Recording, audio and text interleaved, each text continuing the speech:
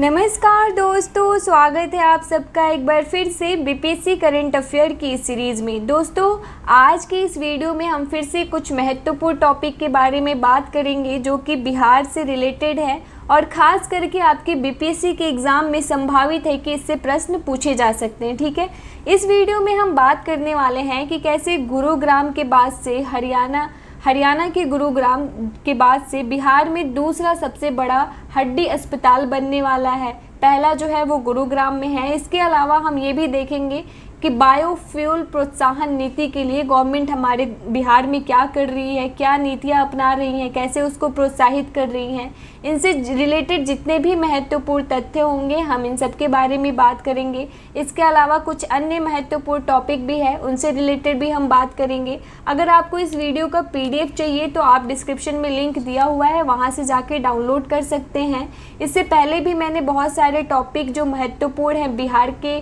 BPSC के exam के लिए खास करके मैंने कवर अप करा दिया है, तो आप वहाँ से जाके प्लेलिस्ट से जाके देख सकते हैं। ठीक है, तो चलिए शुरू करते हैं। आज का पहला टॉपिक है अब हमारा कि बिहार में बन रहा देश का दूसरा सबसे बड़ा हड्डी अस्पताल, यानी कि यहाँ पे हड्डी और स्पाइन से रिलेटेड जांच की जाएगी। ठीक है, ये शुरू किया गया आपको 29 जून 2023 को बिहार की राजधानी पटना के राजवंशी नगर में स्थित जो लोकनायक जयप्रकाश नारायण हॉस्पिटल है, वहाँ के हड्डी अस्पताल के निदेशक डॉक्टर सुभाष चंद्रा ने बताया कि हड्डी रोगियों के लिए बेड की कमी को देखते हुए पटना में देश के दूसरे सबसे बड़े हड्डी अस्पताल का निर्माण जो है वो शुरू हो गया है। ठीक है, यह अस्पताल कितने बेड का होगा? 400 बेड का होगा और अभी देश में सबसे बड़ा हड्डी अस्पताल जो है वो गुरुग्राम में स्थित है। ठीक है, इसके अलावा राजधानी पटना के राजवंशी नगर में स्थित एलएनजेपी यानी कि लोकनायक जयप्रकाश नारायण जो हॉस्पिटल है उसमें 400 बेड के अस्पताल के अतिरिक्त एक स्पाइन अस्पताल का भी निर्माण किया जाएगा। ठीक है, ऐसे में अब मरीजों को एलएनजेपी अस्पताल में ही सुपर स्पेशलिटी सुविधाएं उपलब्ध जो है वो हो सकेंगी। ठीक है, इसमें स्पाइन से रिलेटेड भी और हड्डी से रिलेटेड दोनों की जांच की जाएगी। ठीक है, इसके बनने के बाद जो है मरीजों को इधर उधर जो भटकना पड़ता था इनके इलाज के लिए वो नहीं भटकना पड़ेगा, क्योंकि अब यहाँ एक छत के नीचे ही सभी तरह की आधुनिक सुविधाएं मिलेंगी, जो कि बहुत ही सराहनीय कदम माना जा सकता है। उल्लेखनीय है कि यह राज्य का यह पहल जो है देश का दूसरा सबसे बड़ा हड्डी और स्पाइन का अस्पताल होगा। इससे बड़ा अस्पताल हमने अभी देखा कि हरियाणा के गुरुग्राम में 400 से अधिक बेड वाला एक हॉस्पिटल है, जहां सिर्फ केवल हड्डी और स्पाइन के इलाज की सुविधा है। ठीक है, इसके बाद जो है वो नए अस्पताल में जैसे कि क्या क्या सुविधाएं दी जाएंगी वो भी एक छत के नीचे वो देख लेते हैं हम। एक छत के नीचे सभी तरह की सुविधाएं जो हैं वो मरीजों को मिलेगी, जैसे में modular OT, CT scan, ultrasound, digital X ray machine इसी में आएगा। एमआरआई जो होता है, मेमोग्राफी सहित फिजियोथेरेपी के लिए आधुनिक उपकरण आदि की व्यवस्था होगी। अस्पताल का भवन निर्माण कैंपस में जो है उपलब्ध भूमि पर ही होगा, जहाँ पे कैंपस में जो भूमि है अभी एलएनजेपी में वहीं पे वो ये अस्पताल का निर्माण होगा। ठीक है, इसका निर्माण कुल 339.551 वर्ग फुट क्षेत्र में होगा। ये याद करने की ज़रूरत नहीं है, इतना भी नहीं पूछेगा। इसके निर्माण पर कितने करोड़ रुपए खर्च होंगे ये ज़रूर पूछ सकता है आपसे, तो 215 करोड़ रुपए खर्च होंगे। ठीक है, आप ज़रूर इसका पीडीएफ डाउनलोड कर लेना या टेलीग्राम से जाकर के। ठीक है, इसके अलावा अब हम चलिए देखते हैं बिहार बायोफ्यूल उत्पादन प्रोत्साहन नीति 2023 को मिली स्वीकृति। पहले हम जानेंगे कि आखिरकार बायोफ्यूल होता क्या है। ठीक है, बायोफ्यूल जो है वो जीवित पदार्थों से प्राप्त नवीकरणीय ऊर्जा का एक वर्ग होता है। इसमें जैसे कि इथेनॉल, डीजल और जैविक उत्पादों से निर्मित जो बायोगैस होता है वो बायोफ्यूल के अंतर्गत आता है। ठीक है, इसके फायदे क्या हैं? पारंपरिक ईंधनों की तुलना में सबसे सस्ते दामों पर उपलब्ध होते हैं, जैव ईंधन डीजल की तुलना में जो है कम हानिकारक गैसें उत्पन्न करता है, जो कि हमारे पर्यावरण के लिए कम नुकसानदायक है। इसके अलावा ये जो अपशिष्ट पदार्थ होते हैं उनसे इजीली बनाया जा सकता है। ठीक है, अपशिष्ट पदार्थों से बनता है ये, कृषि के अपशिष्ट पदार्थ, आपके घर के जो अपशिष्ट पदार्थ निकलते हैं उन सब से बायोफ्यूल बनाया जा सकता है। ठीक है, तो बिहार राज्य मंत्री परिषद की बैठक में बिहार बायोफ्यूल्स उत्पादन प्रोत्साहन नीति 2023 को स्वीकृति दी गई है।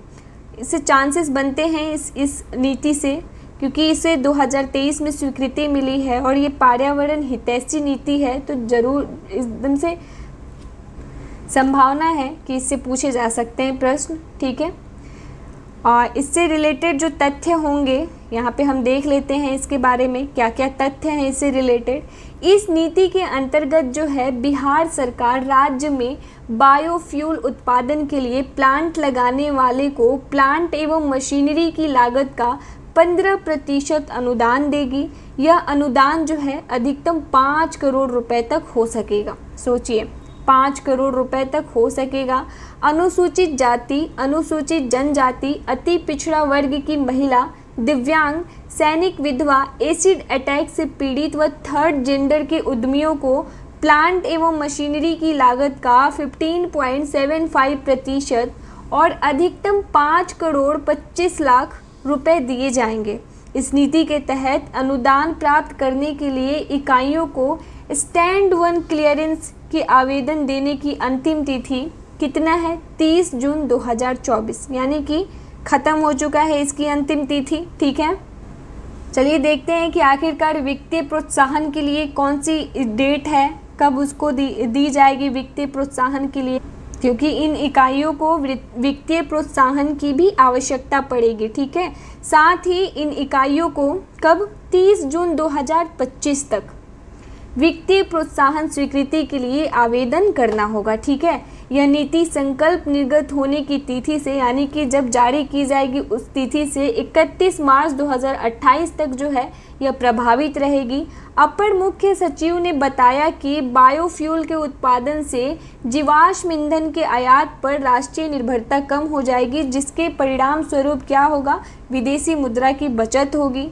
बायोफ्यूल के उपयोग से पर्यावरण प्रदूषण कम होगा और किसानों को गन्ना एवं अनाज उत्पादन का शीघ्र भुगतान प्राप्त हो सकेगा। ठीक है, इसके साथ ही कचरे को कंप्रेस्ड गैस में परिवर्तित करने की सुविधा भी प्राप्त होगी, जिससे व्यापार के नए अवसर प्राप्त होंगे और रोजगार की संभावना भी साथ साथ सृजित होगी। ठीक है, तो ये रहा बायोफ्यूल प्रोत्साहन नीति 2023 से रिलेटेड जितने महत्वपूर्ण तथ्य हैं, इन सब में एक कंसाइज वे में लिख दिया गया है। ठीक है, बस आपको एक रीडिंग करनी है और जितनी चीज़ें हैं जिससे पूछे जा सकते हैं प्रश्न, संभावना बनती है, वो तथ्य इसमें मैंने जोड़ दिया है। ठीक है, आगे देखते हैं आगे कौन सा टॉपिक है हमारा।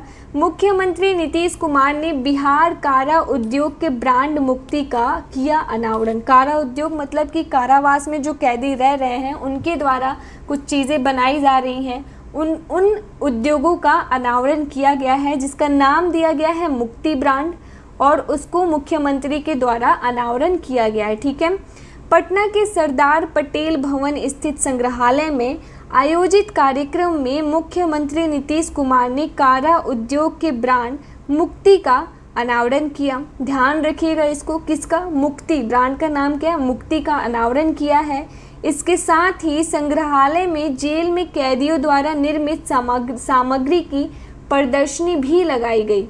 बिहार की जेलों में बंद कैदी 100 से अधिक सामग्रियों का निर्माण कर रहे हैं। इसमें कौन कौन से सामग्रियां हैं? जैसे मसाला, सत्तू, बेड, हर्बल चाय, सूती वस्त्र, काष्ठ उद्योग, हस्तशिल्प, मुद्रण, चप्पल उद्योग, होम केयर, खाद, लौ, कागज। और ये वो कैदी हैं जिनको आजीवन कारावास की सज़ा मिल चुकी है, तो ये साथ साथ इससे रोजगार भी इनको मिल रहा है और इनकी समय भी इजीली इन सब चीज़ों से व्यतीत हो जा रही है। ठीक है, ये बहुत ही सकारात्मक माना जा सकता है कि बिहार कैदी भी जो हैं अपने वहाँ पे जेल में रह के भी इनके लिए एक नए प्रकार का उद्योग जो है वहाँ पे सृजित किया जा रहा है। ठीक है, इस समय बिहार की 8 केंद्रीय व मंडल काराओं यानी कि कुल 10 जेलों में कारा उद्योग संचालित है। इसके द्वारा करीब 1000 सश्रम सजावार बंदियों को रोजगार प्राप्त हो रहा है प्रत्येक जेल में, जो कि मैंने बोला अभी कि बहुत ही अच्छा कदम माना जाएगा, क्योंकि खाली टाइम में ये जेल में भी लोग क्या करते हैं कि वहाँ पे भी क्राइम होते रहता है, क्योंकि लोग खाली बैठे रहते हैं, इसलिए उनको किसी ना किसी काम में संलिप्त करना अनिवार्य है ताकि उनका दिमाग ऐसे शैतान का काम ना करे। ठीक है, बिहार को जेलों में एक बेल एक उत्पाद, इससे नहीं, ये इसका ट्रांसलेशन मुझे गड़बड़ लग रहा है, यानी कि 1 जेल 1 प्रोडक्ट की योजना पर कार्य हो रहा है।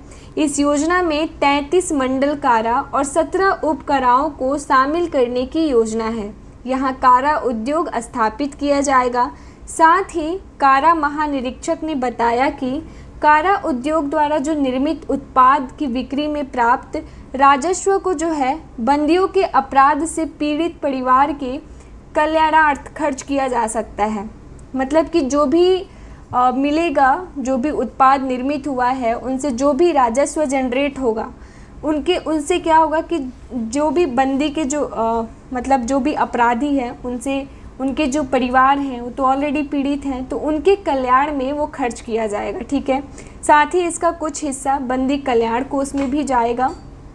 ठीक है, तो उनके परिवार को भी एक तरह से मदद मिल सकेगा और साथ ही कोष में जाएगा अगर, तो बंदियों के कल्याण के लिए भी कुछ अच्छे कदम सरकार के द्वारा उठाना संभव हो सकेगा। ठीक है, प्रदर्शनी में आदर्श केंद्रीय कारागार बेऊर पटना केंद्रीय कारागार, बक्सर केंद्रीय कारागार, शायद यहाँ पे गड़बड़ी लग रहा है, बार बार रिपीटेशन ऑफ वर्ड हो रहे हैं, आदर्श केंद्रीय कारागार ऐसे होना चाहिए, फिर बक्सर केंद्रीय कारागार, मोतिहारी शहीद खुदीराम बोस केंद्रीय कारागार, मुजफ्फरपुर शहीद गुब्बा सहनी केंद्रीय कारागार, भागलपुर विशेष केंद्रीय कारागार, फिर से भागलपुर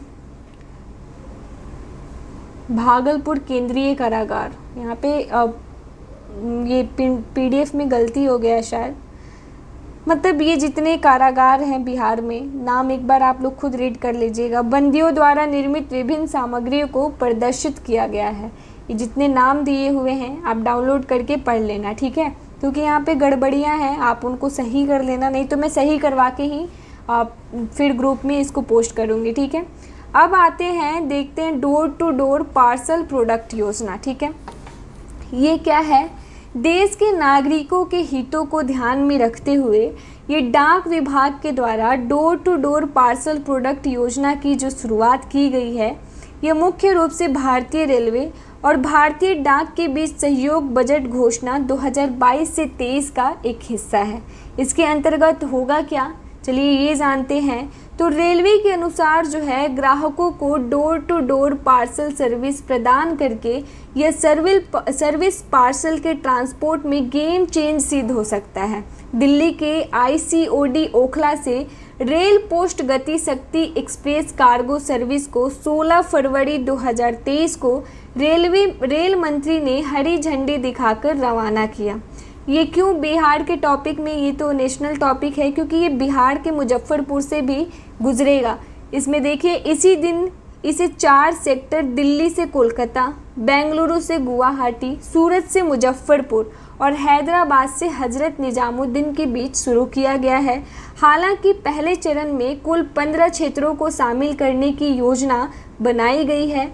सूरत से मुजफ्फरपुर आने वाली कार्गो ट्रेन सूरत, वाराणसी, दानापुर, पटना, मुजफ्फरपुर होते हुए नारायणपुर अनंत तक आएगी। ठीक है, इसीलिए ये बिहार के दृष्टिकोण से भी महत्वपूर्ण हो जाता है ये डोर टू डोर पार्सल योजना। ठीक है, भारतीय रेलवे ने पोस्ट गति शक्ति एक्सप्रेस कार्गो सेवा के जरिए ग्राहकों को यह बेहतरीन सेवा प्रदान की है। रेल पोस्ट गति शक्ति एक्सप्रेस कार्गो सेवा के तहत इंडिया पोस्ट ग्राहक के दरवाजे से माल उठाएगा और रेलवे स्टेशन तक पहुंचाएगा।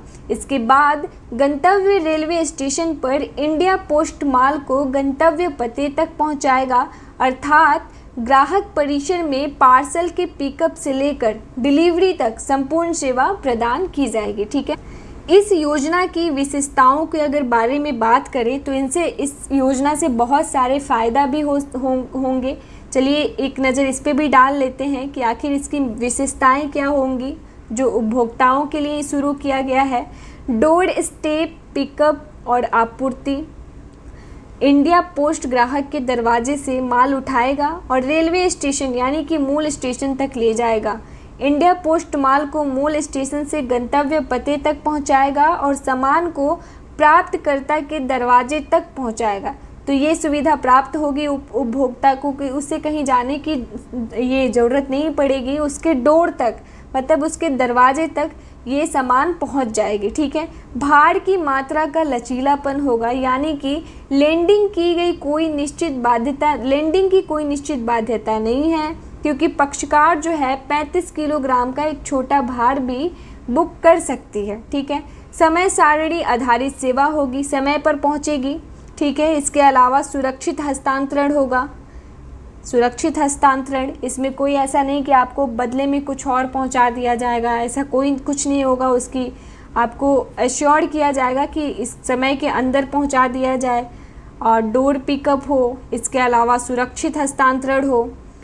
और इसके अलावा जो है डाक विभाग जेपीपी सेवा का लाभ उठाने वाले ग्राहकों को कार्गो मूल्य के 0.03% यानी कि जीएसटी 18%, इसके अलावा की सस्ती दर पर तीसरे पक्ष को भी थर्ड पार्टी इंश्योरेंस सुविधा प्रदान करता है। ठीक है। इसके अलावा एक किफ़ायती टैरिफ भी इसमें शामिल है। संपर्क का एकल बिंदु होगा, यानी कि भारतीय डाक ग्राहक के लिए पिकअप से आपूर्ति तक माल भेजने के लिए संपर्क का एकल बिंदु होगा। मोबाइल एप्लीकेशन की सुविधा भी दी जाएगी, जैसे कि एक मोबाइल ऐप विकसित किया जा रहा है जहां जेपीपी सेवा का लाभ उठाने वाले ग्राहक ऑनलाइन भुगतान सुविधा के साथ माल बुक कर सकते हैं और लाइव ट्रैकिंग सुविधा के साथ माल की स्थिति को भी ट्रैक कर सकते हैं कि आखिरकार जो हमारी वस्तु है वो कहाँ तक पहुँची है और कब हमें डिलीवर हो जाएगी, हम सब इसके द्वारा ट्रैक कर सकते हैं। अब हम जानेंगे पूर्व केंद्रीय मंत्री जो शरद यादव थे, उनका निधन हुआ, उनके बारे में देखेंगे, क्योंकि ये बिहार के सांसद रहे हैं, शायद 4 बार सांसद रहे हैं बिहार में, बिहार की तरफ से लोकसभा में। ठीक है। तो 12 जनवरी 2023 को पूर्व केंद्रीय मंत्री और जनता दल यूनाइटेड के पूर्व राष्ट्रीय अध्यक्ष शरद यादव का जो है 75 वर्ष की आयु में गुरुग्राम के एक अस्पताल में निधन हो गया। ठीक है। इनसे रिलेटेड प्रमुख बिंदु की अगर बात करें तो 1 जुलाई 1947 को मध्य प्रदेश के होशंगाबाद जिले के बाबई गांव में जन्मे शरद यादव पहली बार वर्ष 1974 में मध्य प्रदेश के जबलपुर से एक उपचुनाव में लोकसभा के लिए चुने गए थे। शरद यादव जो है वर्ष 1979 में वीपी सिंह के नेतृत्व वाले केंद्रीय सरकार में मंत्री थे। इसके अलावा जो है अटल बिहारी वाजपेयी के नेतृत्व में भी नागरिक उड्डयन और खाद्य और नागरिक आपूर्ति के पोर्टफोलियो को संभालने वाले ये केंद्रीय मंत्री थे उस समय। ठीक है। उसके रूप में ये कार्यभार संभाले थे। अगर हम बात करें बिहार से रिलेटेड इनका क्या योगदान था, तो ये जो है बिहार में मधेपुरा से 4 बार लोकसभा सांसद रहे हैं। शरद यादव जो है संभवतः भारत के पहले ऐसे राजनेता हैं जो 3 राज्यों से लोकसभा के सदस्य चुने गए। वे कुल 10 बार सांसद रहे, लोकसभा से 7 बार एवं राज्यसभा से 3 बार। उन्होंने अलग अलग सरकारों से अलग अलग मंत्रालय में कैबिनेट के रूप में अपने कार्यों का निर्वहन किया। वे कपड़ा और खाद्य प्रसंस्करण, उद्योग मंत्री, नागरिक उड्डयन मंत्री, श्रम मंत्री, उपभोक्ता मामले के मंत्री एवं खाद्य और सार्वजनिक वितरण के मंत्री के रूप में भी कार्य किया। ठीक है। कौन ऐसे 3 राज्य हैं जहां से ये लोकसभा सदस्य चुने गए थे? तो मध्य प्रदेश में जबलपुर से 2 बार, उत्तर प्रदेश में बदायूं से 1 बार तथा बिहार में मधेपुरा से 4 बार। तो याद रखिएगा इनके बारे में कि वो भारत के ऐसे पहले राजनेता हैं जो 3 राज्यों से लोकसभा के सदस्य चुने गए हैं। ये बहुत ही महत्वपूर्ण पॉइंट हो जाएगा इनके लिए, जो याद रखने की आवश्यकता है। ठीक। तो दोस्तों आशा करती हूँ मैं कि आपको आज की वीडियो पसंद आई होगी। अगर पसंद आई है तो चैनल को लाइक करें, सब्सक्राइब करें और ज़्यादा से ज़्यादा इस वीडियो को शेयर करें। अगले वीडियो में मैं मिलती हूँ आपसे ऐसे ही कुछ महत्वपूर्ण टॉपिक के साथ, तो बने रहिएगा अंत तक और सारे प्लेलिस्ट के वीडियो को देखते चलिएगा, क्योंकि एग्ज़ाम से पहले मेरा टारगेट है कि सारा टॉपिक आपको कवर अप करा दूँ। जितने भी करंट से रिलेटेड हैं, बिहार से रिलेटेड जितने भी टॉपिक हैं महत्वपूर्ण जो भी हैं, वो आपको सबको एक बार में कंप्लीट करवा दूँ। मैं मुश्किल से 22-23 वीडियोज़ ऑलरेडी आ चुके हैं और आई थिंक 15 से 20 वीडियो में कंप्लीट करा दूंगी मैं। तो आप एक बार पीडीएफ को डाउनलोड कर लेना और इससे बार बार रिवाइज़ करते रहना, ठीक है। तो मिलती हूँ मैं आपसे नेक्स्ट वीडियो में, तब तक के लिए धन्यवाद।